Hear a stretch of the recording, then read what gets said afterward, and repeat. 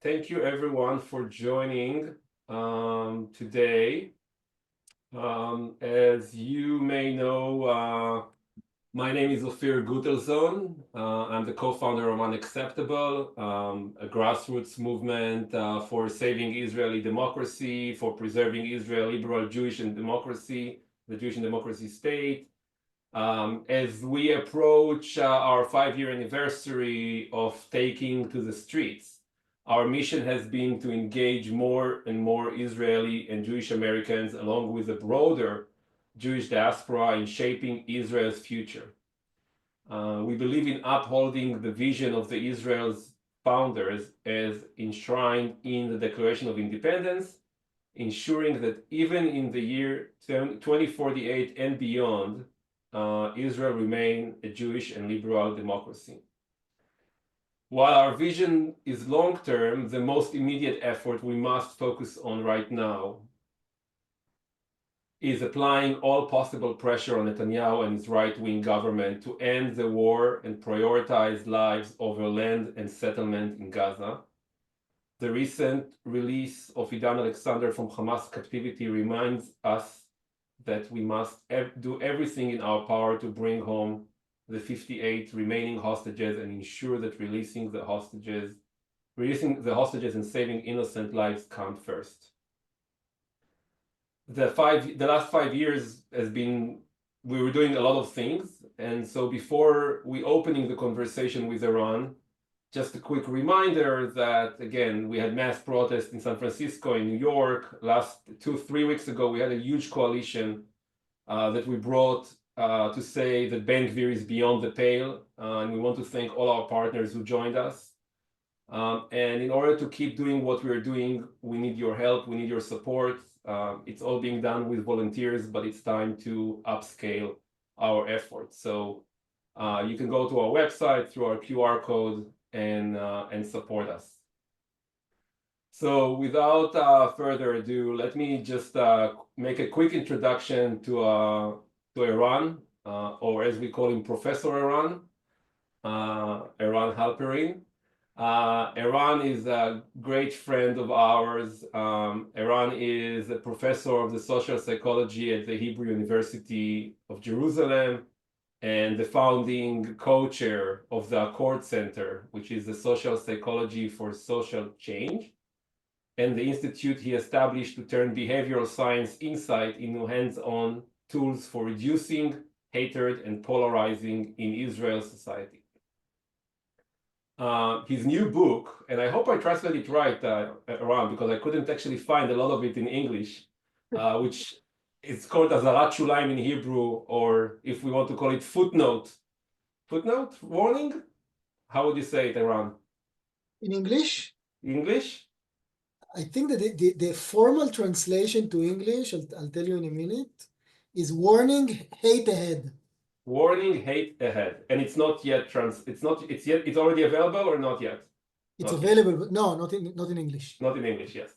Not yet. But the point that what we're going to talk about today, and it's talking about dissecting the social mechanics that make intergroup hate the central engine driving Israel towards what we are seeing a collapse and what we're trying to hope to stop, while mapping evidence-based ways to reverse the slide and rebuild democratic resilience.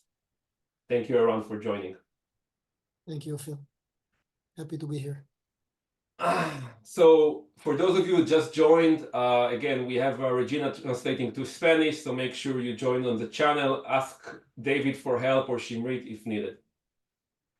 So, Eran, I want to start with the basics. You called hatred the driving engine of Israel's current crisis. To open the conversation, I want to ask you, why does hatred matter so much more than the corrosive feeling like contempt, anger, or even humiliation? And what makes it uniquely dangerous for the society already under strain? Okay, first of all, thank you for the question, Ophir, and I'll get to it in 1 minute, I promise. I just, I don't want to start the conversation without mentioning, we had a very emotional day yesterday with the release of Dan Alexander, and I do want to mention the fact that we're still, fighting for ending the war here in Israel and trying to promote a hostage deal, and also to say that this is a thing that you don't find consensus among the Israeli public on many things, but more than 75% of the Israeli public support the end of the war and signing a hostage deal. And it means that it crosses the lines, the partisan line of leftist and rightist. In a code center, we do these kind of surveys almost every week, and it's very, very, very consistent.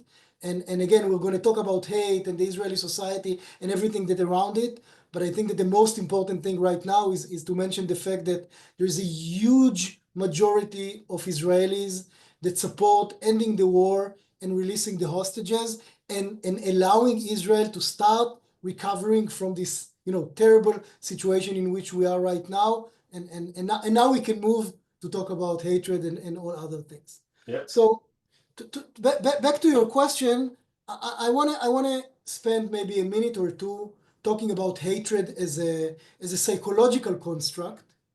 But even before I'll say that, for those of you who want to get the bottom line right at the beginning, so I would say right at the beginning that the way I see it and the main idea or the main theme that I've seen in my research in the last decade or so, and also talked about it or wrote about in my book, is that societies do not radicalize and tear apart because of the extremists that are in these societies, but because of the mainstream or the moderate people within societies. And at the end of the day, if we want to look at, attribute the blame for the radicalization of the Israeli society as an example, but it's true for other societies around the world, we can look at the extremists, the racists, the haters, but at the end of the day, the ones to really blame for these processes are the mainstream, the moderate who are accepting and tolerating these kind of processes. And that's the bottom line. And now I'll talk a little bit about hatred. Now, negative emotions, some of them are can be more destructive or more constructive. The one unique thing about hate, and I study hate for many years. I've even written my PhD dissertation. It was very long time ago, like more than 15 years ago, about hate in among groups and societies. The one aspect that differentiates hate from all other emotions is that people that hate the other group, the other people, are not just saying, these people are threatening us.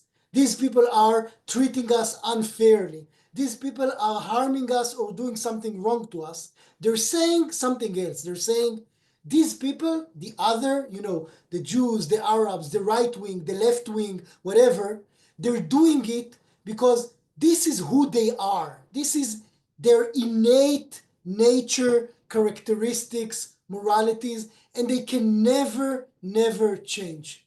It is something that is constant, that cannot be changed, that is not malleable. It's something within their culture, their nature, their characteristic. This is who they are. And when the main negative emotion that's driving the perception, the views, the interpretation of the way we see the other group is based on the assumption that the other will never change, then it means that there is no ground or no basis for, negotiation, discussion, compromises, gestures, trying to find common grounds, because all these things that we usually try to do when we have disagreements or conflicts with the other are simply irrelevant if the other will never change. And for Israelis, for Jewish Israelis, we're saying, Arabs are immoral or, violent by nature. That's the way they are. They're culturally violent. They will never change. It really doesn't make sense to try to talk to them, to negotiate with them, to compromise with them.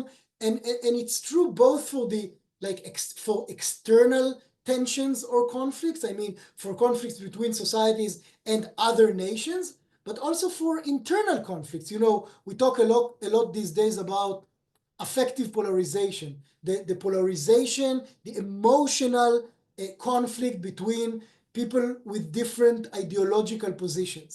And it's fine, you know, conflicts are great to some extent because they allow us to entertain change and to create the tension that is necessary in order to promote, you know, different views about the current situations. But if we see the other as someone who has fixed nature that can never change, then we're stuck. We're stuck. And the bottom line is that hatred is the engine for, you know, the many of the challenges of democratic societies, because hatred is like a no-way situation kind of emotion. Because if you view the other as someone who will never change, then nothing positive can happen in the discussion between us and the other. Thank you. You know, when I keep listening to your presentation in Hebrew, you are telling that people are, I mean, every time there is a racist event, and unfortunately happening more than often in Israel, you're being called from the radio and asked to comment about that. And they always ask you, how did it happen to us? Us as the Jewish nation, the people that suffered so much, that was supposed to learn from the history. And you are usually flipping the question and you're asking why it didn't happen to us sooner, or worse, and you keep telling about the speeding train as an example. Can you elaborate more about that? Yeah, I'll you know, I'll talk about it a little bit, but I want to say first that, you know, there's hatred in almost any society. And there are extremists and radicals in almost any society.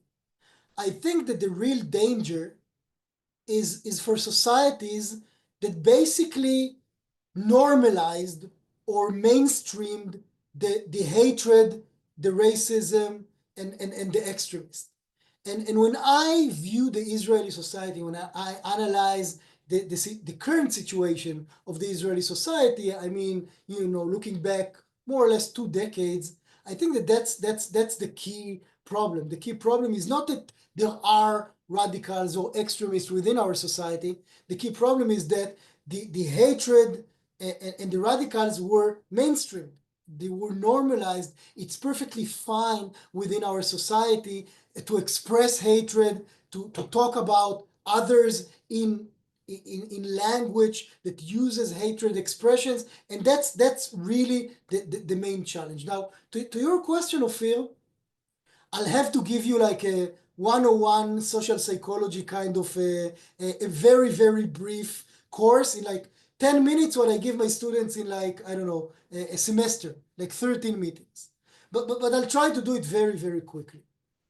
The way I look at democratic societies and the way I analyze these kind of dynamics, so in each and every democratic society, you can think of it as if there are two different like mechanisms or two different systems.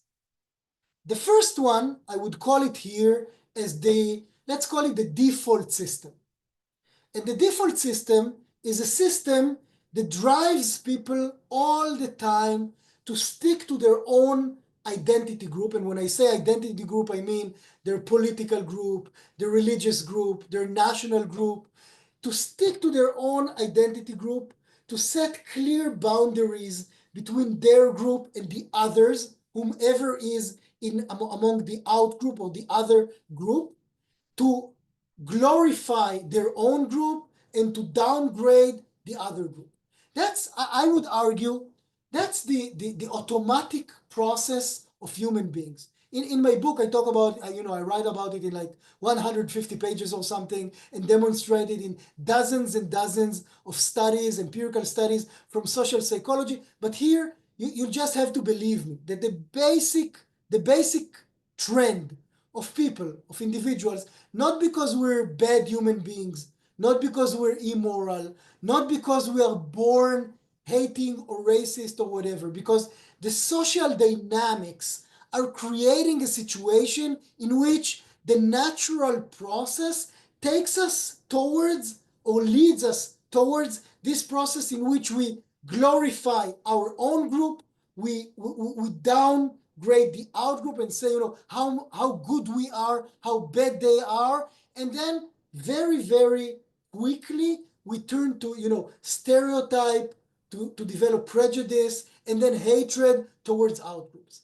My main argument, and again, based on years and years of studies, is that if you take group of human beings, any human beings, from any, society, culture, religious, and you'll put them in a situation in which there are no regulations, no rules, just, set them free to live their own life without any norms, values, and regulations.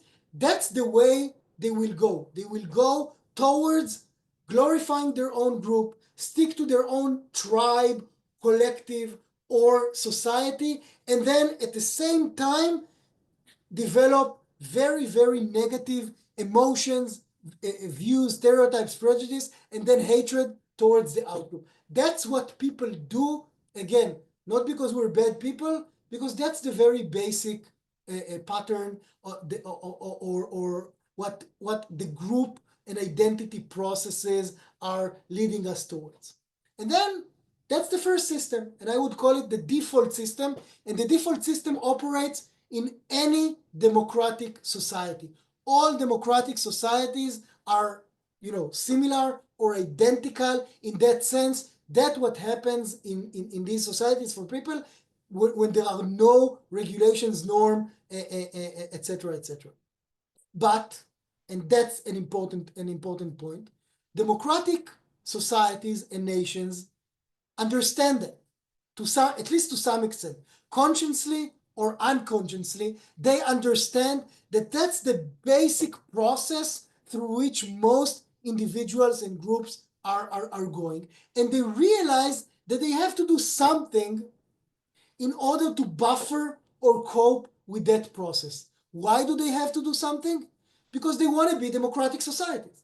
In non-democratic societies, it's not a problem. People can be racist, people can be haters, people can create, perceptions of, value hierarchy between different groups, say these groups are better or worse than other groups, and it's perfectly fine.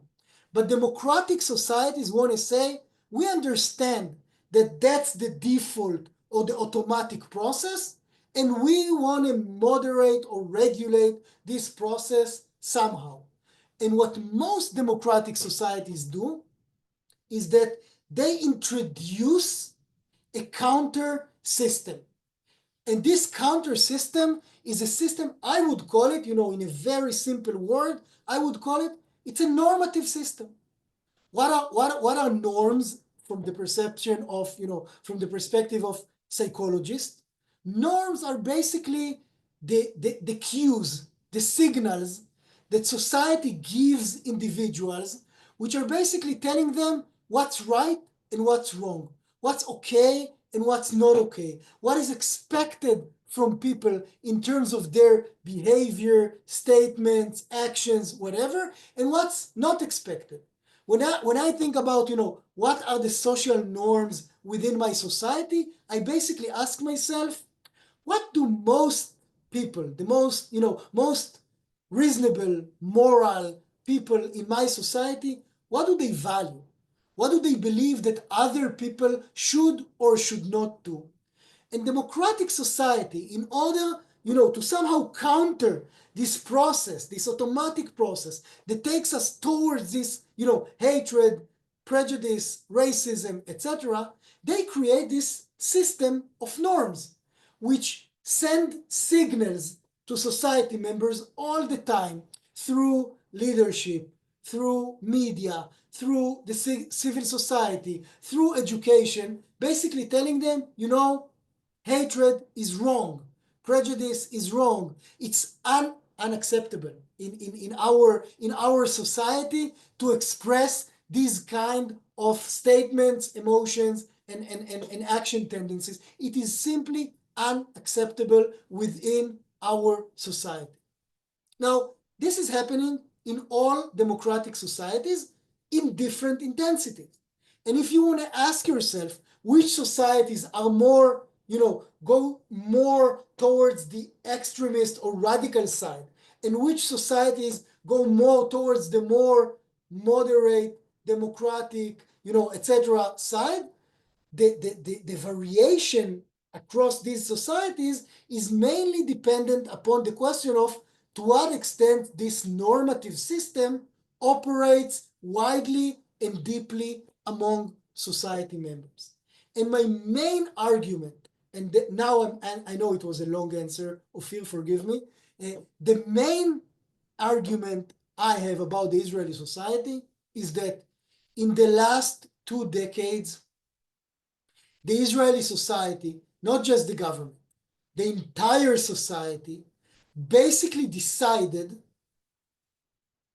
not to use this normative system at all, to abandon its role as a normative player, and basically said, let's see what would happen if we will stop sending signals, normative signals, to our people saying hatred, prejudice, etc. is wrong. And most of us, the Israeli citizens, most of us did it, not for bad, not because of bad intentions. The assumption was that, we have other issues to deal with other challenges to deal with within our society. And for now, we cannot deal with this process of radicalization, hatred, extremism, etc. We'll do it later. And even if we won't deal with it right now, the status quo would remain more or less the same as it is. But if you understand the process as I've described it, you realize that this is one of these cases in life in which if you don't do nothing in terms of the normative system, the other system keeps on working. So it's basically moving forward, constantly towards more and more hatred and radicalization when most people are not bad people, they're not extremists or radicals. They simply didn't want to deal with that issue, but they failed to understand the complexity of the challenge or the situation.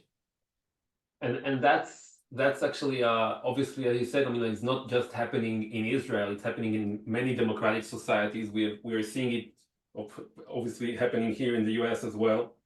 And talking about regulation, I mean, like we are seeing those who are speaking up against those things even here. I mean, I just want to just mention a letter that came out I think a week ago by previous leaders of the Jewish community for democracy in America. And those are the signals that, I mean, you are kind of like always talking about, that the mainstream Israeli society was passive around it. And I mean, we know about the great example of Yitzhak Shamir and the Likud standing up against Mary Kahana I think in 1984 it was. I mean, in the last 20 years, I mean, like when did you sense that, what is like if you can paint the treadmill image of us, in what happens when good people just stand still? Like what I mean, like we are seeing the actions today, or the reaction today actually, but what does it look like when we just stand still? Okay, so it's a great question. I would just want to highlight before I take address your question, the main difference I see between the US and Israel, at least Israel before January 2023, because I think that in January 2023, when the big protest started, there was a meaningful shift within the Israeli society. But at least the way I see it, within the American society, and I study both the American and the Israeli society, there's a serious, I would call it even a fight on a normative like fight, okay? And what you mentioned right now is an example for that. What happened in Israel in the last 2 decades is a totally different thing. What happened in Israel in the last 2 decades was that one side of the political spectrum, the extreme right-wingers, basically, highlighted their norms and values and fought for them consistently. And the other side, in response, what I call the mainstream democratic public within Israel, basically said, you know what? We realize that these extremists are taking our society to towards a very, very negative direction. And in response to that, you know what? We need to be the responsible, the responsible people. We need to be the grown-ups here. And we will not respond in introducing a counter, normative arguments or statements, etc. We will be, what we call in Israel, mamlachtim. We will search for the common ground. We will bring everyone around, under the same tent or the same umbrella, and we will try to search for the common ground. And that was, at least according to my view, that was a huge, huge mistake. It's a huge mistake because what we saw there was, it's what we call in social psychology a situation of asymmetrical power relations. There's one group that is high on power, that holds, that is always in power in terms of politics, education, values, etc. And that's the right wing, who is basically promoting a hierarchical view of the Israeli society, promoting values that are related to hating the other, prejudice, racism, etc. And the other side, instead of saying, no, that's wrong, that's not something that you should do, is basically saying, okay, we understand. Now let's try to search for common ground. And when there's one side who is high on power and is basically saying, I'm fighting for my values, and the other side who is low on power, instead of fighting back, is saying, I understand, but I want to be responsible, and I want to search for common ground. We have basically accepted the basic assumptions of the other side. And when you're saying, let's search for common ground with someone who is on power, you're saying you're giving up the opportunity to create change. I'll give you an example, and now specifically to your question.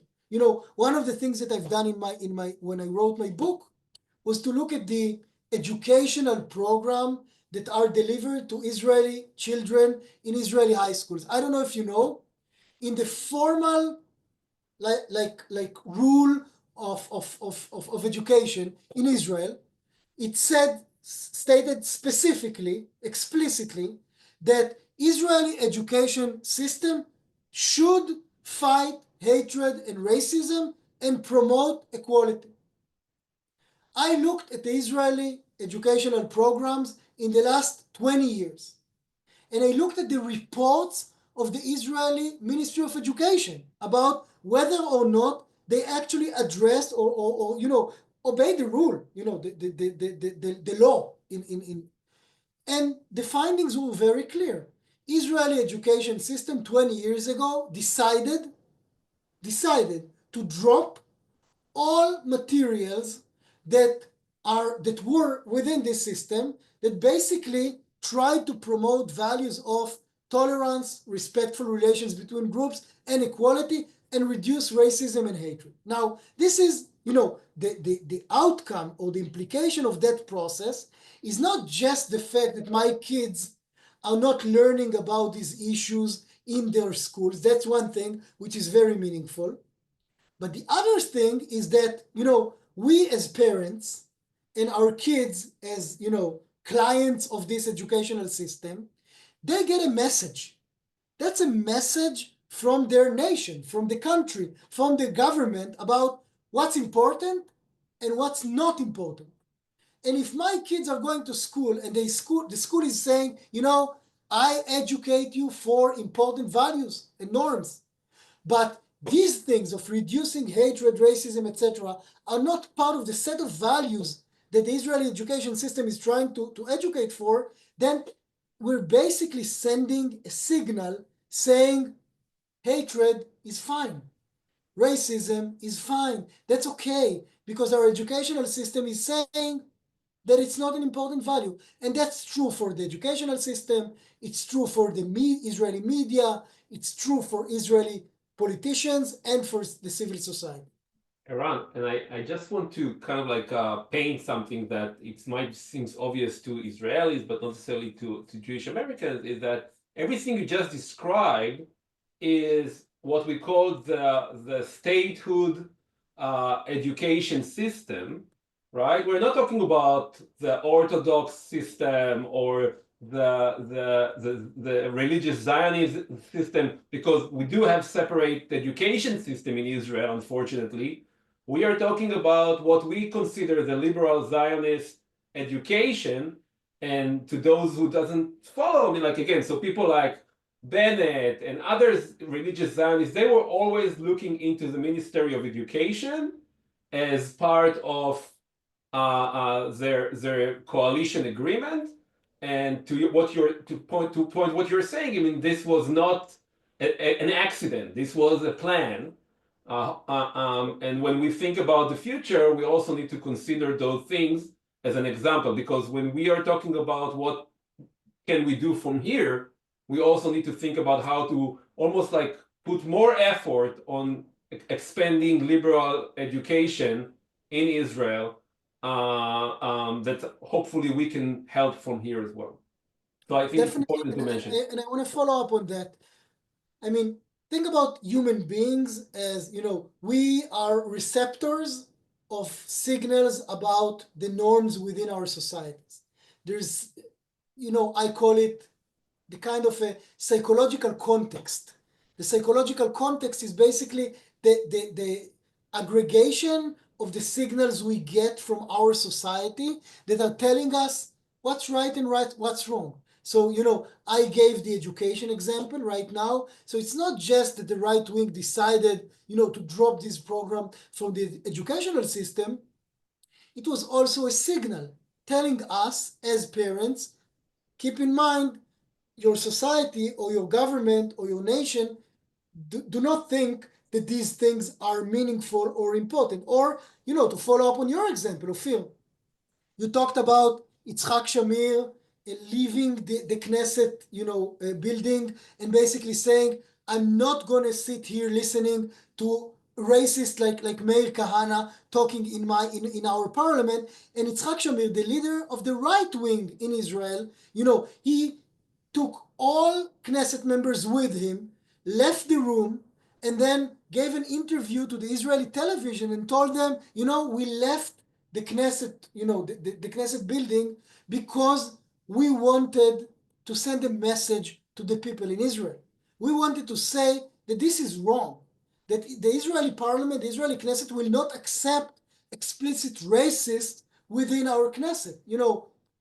Fast forward 40 years, our current Prime Minister Netanyahu invites Ben Gvir and Smotrich, people who see themselves, who see Meir Kahana as their, a spiritual father, and he invites them before the election, telling them, no matter what would be the result of the election, you would play a central role in my government. Again, I'm taking it beyond politics. It's not really about politics. It's about saying, that's a message. That's a normative message to the Israeli people, basically telling them, you know what, 40 years ago, racism was wrong in Israel, normatively. Now it's fine. Now it's fine because I'm inviting Ben Gvir even before the election, even before I know how many mandates or seats will he have in the Israeli Knesset, and I want him to be part of it. And I think that I mean what you mentioned almost about 20 years ago. I mean, like again, many of us think about the moment that of Rabin assassination, right? And after that, this was almost like what 30 years ago, soon to be. Yeah. And at that point of time, I mean, like, I think that we all came to the point where hugs and circles and that's something that makes sense to us in back then. And I want to bring it also to the time now post October 7th. So October 7th was definitely a shock for all of us in here, in Israel, everywhere. And the slogan that came up after at the moment, not just by the government, by the press, by everyone who looked into Israeli mainstream media, was "Beyachad Nenatzech," together we will win, right? These, I mean, and at that point of time, I mean, like also us here as the Jewish Americans, Israeli Americans, reacted immediately to stand together in that sense. I mean, fast forward now 20 months into the post-October 7, and the idea that the government is still running after this terrible massacre held by Hamas, and while we still have 58 hostages. I mean, we saw this hate, which, again, in theory, the reaction was thought like, oh, we should just hug ourselves together, and that will make us better. And instead, we saw more hatred come, and we saw the pogrom in Ra'anana.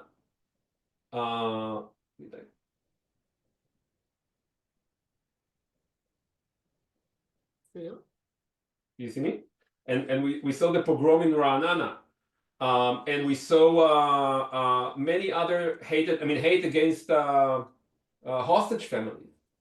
I mean, are we supposed to act differently, you think, now, comparing to what we act emotionally immediately post October 7th, immediately after October 7th? Okay, so I wanna you know, put on the table a complex argument, and it is complex. So I hope that everyone is still with us and can concentrate for 2 more minutes, because it's there's a question here. I want to say that on the one side, and it's very clear to me, and it should be said, that the fact that societies can come together, create shared identity, shared values, work together collaboratively, and create shared goals, it's really important. It's always important for democratic societies, and it's even more important for societies that are under threat, like the Israeli society. And in that sense, the attempt to reduce internal conflicts and polarization is I mean, it's an admirable and important attempt. And I want to highlight that. I don't want you to hear me and then say, Eran said that it's not important to reduce polarization and internal tensions, because it is important. And I can understand, Ophir, why immediately after October 7th, the main, slogan or theme within the Israeli society was "Beyachad Nenatzech," together we would win. Because you need to stick together when you're facing external threats and even, to some people, existential threat. That's what people do. At the same time, and that's where the complexity is coming in, we have to acknowledge the fact that this togetherness sometimes comes, the price of that, or the cost of that togetherness, is that change becomes impossible. It's a glue that maintains the status quo. Because if you want to reduce tensions, reduce internal conflicts, reduce polarization, it means that you're basically saying, let's put the disagreements aside and stick together only around the things that all of us can agree upon. And what happened to the Israeli society after October 7th is that, we came together naturally, but the fact that we came together and on the one hand, it enabled us to actually, face the external threat, which was real. It wasn't just, imagined. But at the same time, it prevented us from creating change, from creating real change towards a more democratic, tolerant Israel. And that's the trade-off in that sense. And in many, many ways, this, the last year and a half or so are an encapsulation of what happened to us in the last 20 years. We prioritized the togetherness or the common goals, identities, and we left aside the disagreements, which enabled the radical, racist right wing in Israel to stay in power and prevented us from challenging it and trying to create change. So again, reducing internal conflicts and polarization, that's an important thing. But it's not always the most important thing, because you can have a very cohesive society that stands for terrible values. And I don't think that we want to be in that situation. And I would add on that again, those who jumped in again to help, to fight, to go to the army, to support, to volunteer, right? Didn't need the slogan "Beyachad Nenatzech," right? They jumped even before everyone, even when the government was not there. And at the same time, the extremists, Ben Gvir, Smotrich, the people who already bring the caravans to the border of Gaza, they basically, in a way, used this situation again, like I think like happened after the Rabin assassination. And as a segue, I mean, and we will soon start to take questions from the chat. I mean, when we are seeing what's going on, someone hijacked. Hold on, David, can you help with that? When we see a normalization coming also from our side of the ocean, right? We saw President Trump normalizing the concept of transfer, right? And on the same time, we didn't see cues coming from Jewish leadership here to say like, hey, that's not normal.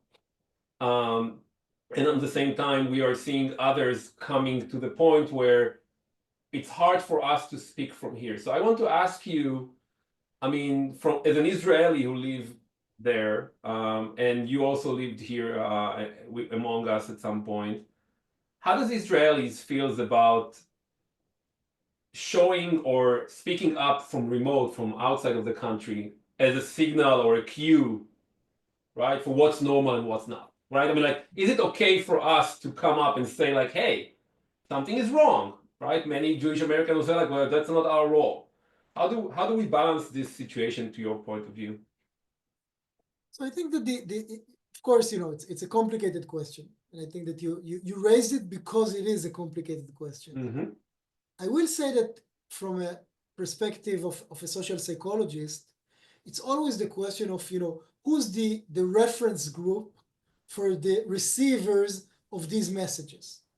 And I think that at least when it comes to the, liberal democratic camp in Israel, which is the majority of the Jewish Israel society, about 60 to 65%, people, like you, for example, are part of their reference group. So when you think about social norms, it's always about what do other people within your reference group think that is, good, bad, okay, not okay, normative, non-normative. And in that sense, if this part of the Israeli society is seeing that part of the people on the other side of the ocean as their reference group, so I think that the influence can potentially be positive. In that sense, I think that we shouldn't think of the entire society as a homogeneous entity, because we're not. And different subgroups within the Israeli society are looking at different groups outside of Israel as part of their reference group. And in that sense, I think that the influence is positive. But I will take the example you gave before, because it's a very important example. 2 weeks before President Trump talked about, excluding Palestinians from Gaza and sending them to other countries, only 10% of the Israelis supported or even tolerated that idea. We've done a survey 2 weeks after he talked about it, and we got a support of almost 70% of the Israelis. And the only thing that changed from, before the statement to after the statement is a normative signal from someone that I would say, my own political view, from someone that many Israelis value. Okay? And it means that normative signals from outside of Israel can be very, very powerful and influential. In that specific situation, their influence was very negative, but I think that it means that the mechanism can operate very easily.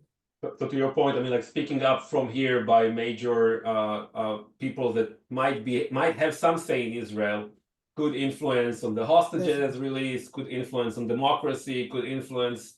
So again, the celebrities who are doing hasbara these days, right, could do something similar to make hasbara internally in Israel, maybe.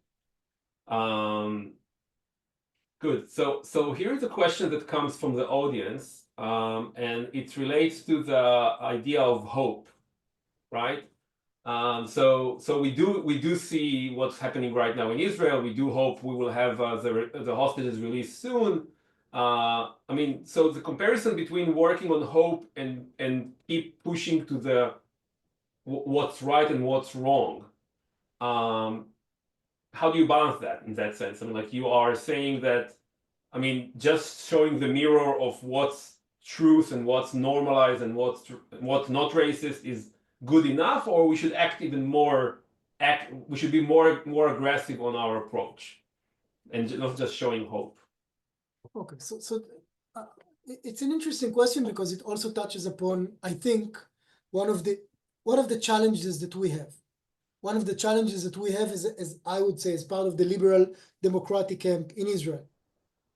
And the challenge is based on the fact that, for so many years, our main role is basically to protest against things that are happening. And when we protest against the terrible moves of, the Israeli government, I think that the main engine of this protest is, it's anger. Is basically saying, that's wrong, it's bad, we need to change it. But protest, in most cases, doesn't really offer a different future. And I think that in order for us to move to the next phase, I'm someone who sees the protest in Israel as very, very, very impressive, important, even I would say historical in many, many ways, both in terms of the numbers, the scope, the consistency, everything. At the same time, I think that in order for a protest to move to the next phase, it has to offer, for people, a different future. It has to go beyond just saying, this is wrong, you cannot do that, that's unfair, to saying, let's all of us collectively try to imagine a different future. I mean, hope is based on people's cognitive and emotional ability to imagine a future that is better than the current reality, the current situation. And one of the, I would say, tragic things that happened to us in Israel in the last 2 decades is that our leadership educated us or, socialized us to simply, just, I would say, to be more like in a survival mode rather than trying to imagine a better future. And being in a survival mode is basically saying, let's not even try to entertain something that can be better from what we have right now, because it's simply impossible, because we can't really get there, because it's irrelevant. And I think that part of our role is to say, yes, we can imagine a different future, a better future, not just, saying that what we have right now is wrong or not good enough for us, but more importantly, in order for us to create and disseminate hope, it's not just to say we can imagine a different future, it's also to say this different future is very, very probable we can get there. And we should say, it's urgent. We need to move beyond where we are right now and try to get to this different situation.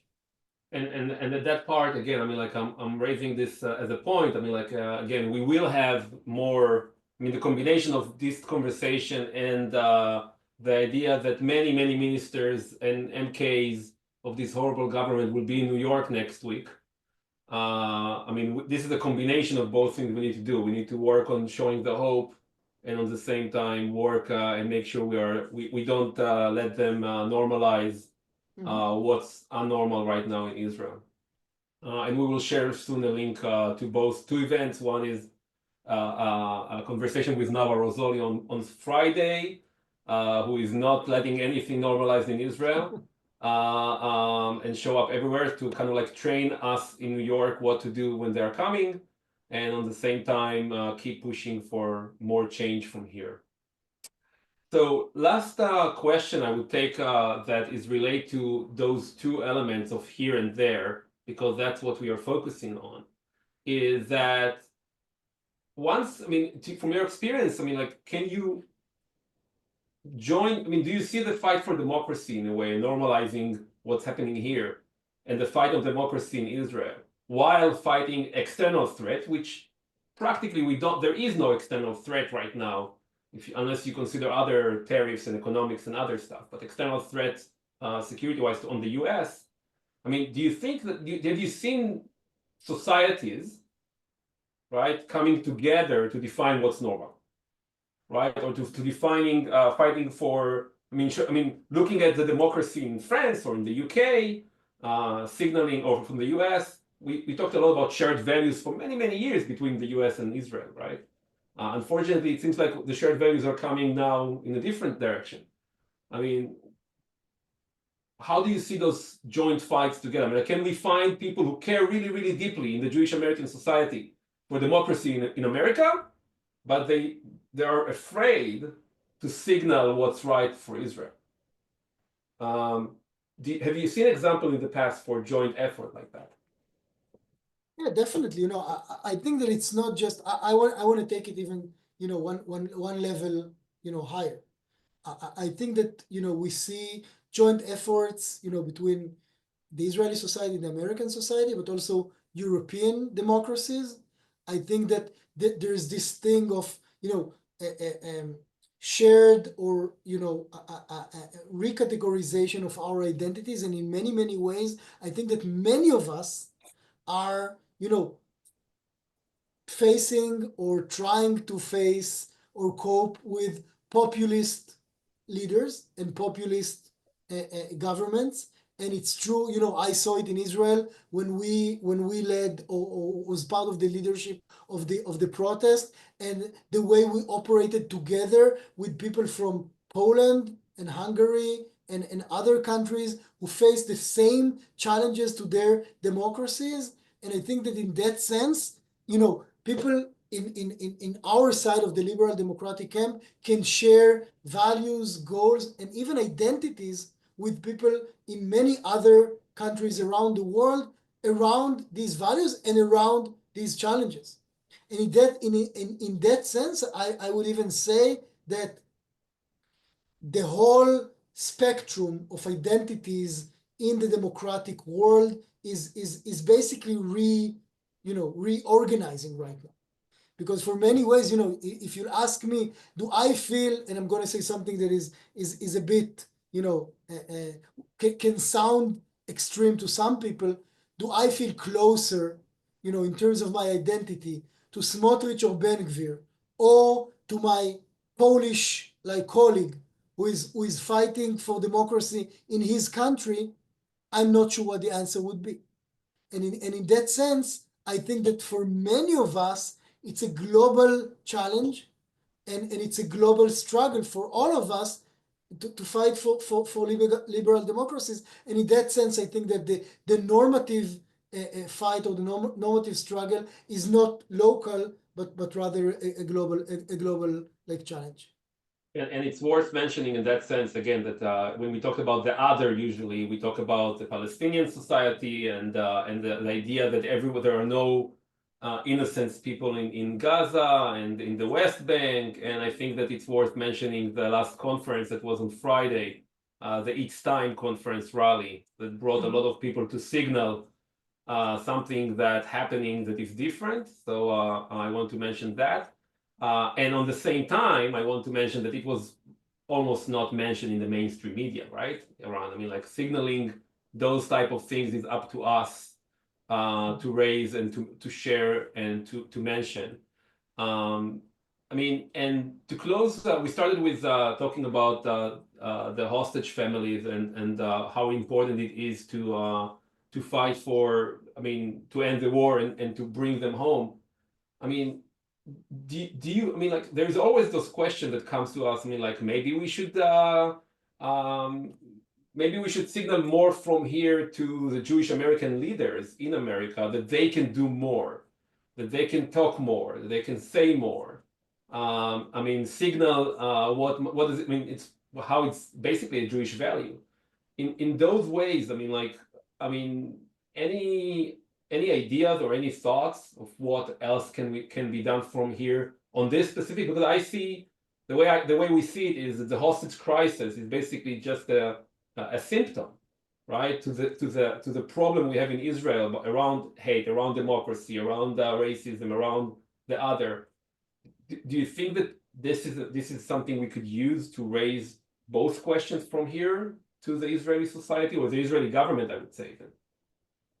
Yeah, I think that I'm really happy that you raised this question towards the end of the conversation, because I think that what's happening right now in Israel is kind of a dangerous situation for democracy, because what the Israeli government basically decided is that they don't care anymore about public legitimization. Think about it for a second. In most democratic societies, public legitimization is a very, very important part of the operation of government. And the Israeli government basically decided that that's not important anymore. That they don't care that more than 2/3 of the Israeli public is basically opposing everything they're doing right now. And that is a huge danger for our democracy, but it also means that we really need other, I would say, other ways to put pressure on our government, because they don't care about they care about their own people, but only the very, very small group that support them. They don't really care about the general Israeli public. And in that sense, any pressure coming from any side, definitely from the Jewish community within the US, can be relevant. And we see it almost on a daily basis. It's very, very difficult now for the majority of Israelis to put pressure on our government, and we need to find other ways to do that. Okay. We are on time, so I want to give you the last words if you have anything else to add. I want to also thank Shimrit and David and Regina for translation for Spanish, and we'll have the recording. But Eran, I want to mention two things before you leave, before everyone leaves. One is we'll have on Friday an ad hoc Zoom that I will send with Nava Rosolio about New York. Try to support us if you can. And I want to give the stage to Eran for final words. So very briefly, I'll first say, you're doing amazing work, really, so important. I experienced it both when I spent a year in Palo Alto recently, but also in every visit and all the communication, and please just don't stop doing what you're doing, and that's really important. And the last thing I would say, a word of hope, is that everything I've described, I mentioned it once during my conversation, was true until January 2023. And I think that in January 2023, when the Israeli government introduced the judicial overhaul, or what we call the trying to change the basic nature of the Israeli democracy, in many ways, the liberal democratic camp in Israel realized that we need to wake up. And even the conversation that we have right now, and the things that I see on the ground right now in Israel and outside of Israel are basically indicating that we are in a period of change, and a very positive change in that sense. Many negative things are happening right now. The situation is terrible, but in that sense, many positive things are happening. We are challenging the dominant values of the Israeli government today, and I'm very hopeful that this would also lead to practical or political change on the ground, hopefully sooner than later. And we need to remember that, again, the Jewish state, Israel, is a state of all Jewish people, and the majority of the Jewish people are really liberal Zionists. So just keep it in mind when you want to join and help and share with others.